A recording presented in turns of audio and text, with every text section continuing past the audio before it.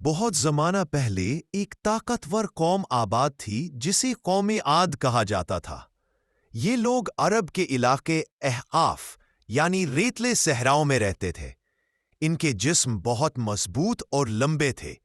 وہ بڑے بڑے محلات بناتے تھے اور اپنی طاقت پر فخر کرتے تھے۔ اللہ نے انہیں طاقت، دولت اور زمین دی تھی تاکہ وہ شکر گزار بنے، مگر وہ غرور میں آ گئے اور کہنے لگے، ہمارے جیسا طاقتور کون ہے؟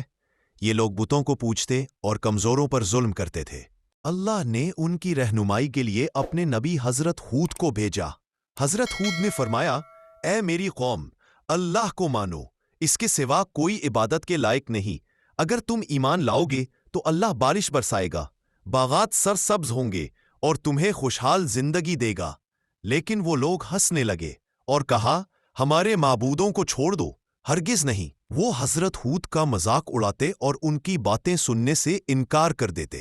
ان کے کفر اور غرور کے بعد اللہ نے بارش روک دی، قحط پڑ گیا، کھیت خشک ہو گئے، پانی ختم ہونے لگا۔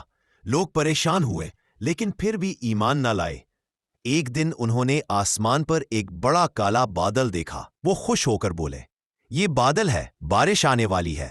مگر وہ بارش نہیں بلکہ اللہ کا عذاب تھا۔ اچانک ایک خوفناک اور تیز آندھی چلنا شروع ہوئی۔ وہ آندھی 8 دن اور 7 راتیں چلتی رہی۔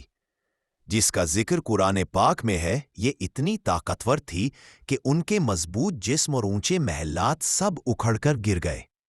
لوگ ایسے زمین پر گر رہے تھے جیسے کھجور کے درخت جڑ سے اکھڑ جائے۔ یوں قوم عاد اپنی طاقت اور غرور کے باوجود صفحے ہستی سے مٹا دی گئی۔